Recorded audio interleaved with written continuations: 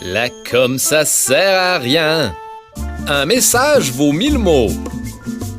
Comme tout le monde le sait, la communication, ça sert à rien. À part peut-être diffuser des idées qui, grâce à leur créativité, vont aiguiller la société vers un monde meilleur en créant des instances de prise de conscience collective qui vont nous changer à jamais. Mais par ça, rien.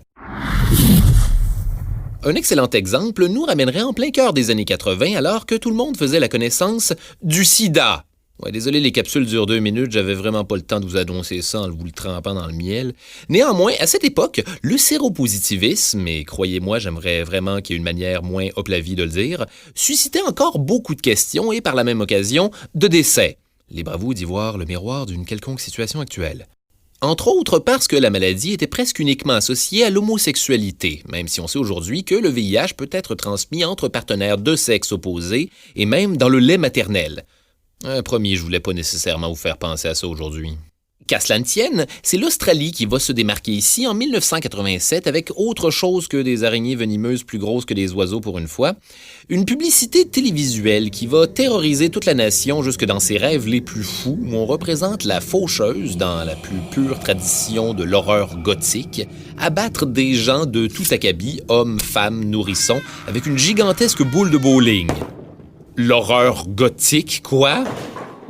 La campagne aurait été tellement efficace que la plupart des Australiens s'en souviennent encore aujourd'hui, malgré le fait qu'elle ait été en ondes que 3 semaines dans les années 80.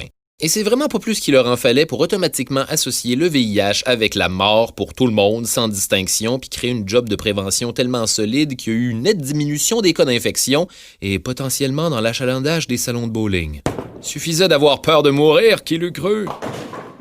Maintenant, supposons que je voulais vous donner un exemple un peu moins downer avant la fin de la capsule, et à une époque où les gens ont moins de poils sur les organes génitaux, je pourrais également vous parler de la guerre au plastique, une histoire qui nous ramène en 2015, alors qu'aux États-Unis seulement, les gens jetaient à tous les jours suffisamment de plastique pour faire 2 fois le tour de la Terre.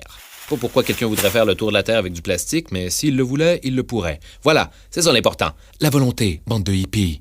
Bref, à l'époque, c'est une vidéo virale d'une tortue de mer qui pleure en se faisant retirer une paille en plastique du nez, difficile d'être plus Internet, qui va conscientiser les populations au danger du plastique dans l'environnement, principalement les pailles. La paille est dès lors devenue le symbole de la pollution par le plastique et réutilisée à toutes les sauces par les organismes environnementalistes, notamment Greenpeace, dans une série de publicités illustrant des animaux marins dans des verres d'eau qui souffrent visiblement d'une paille géante qui leur sort de la bouche avec le slogan « Don't suck the life out of the ocean ».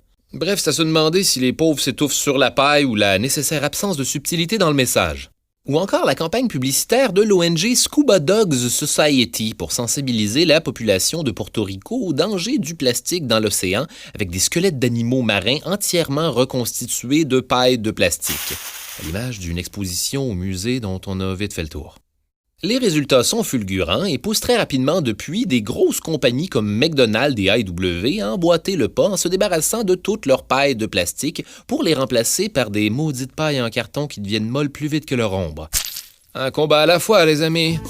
Mais je dis ça, je dis rien, parce qu'en même temps, comme vous le savez, la com, ça sert à rien.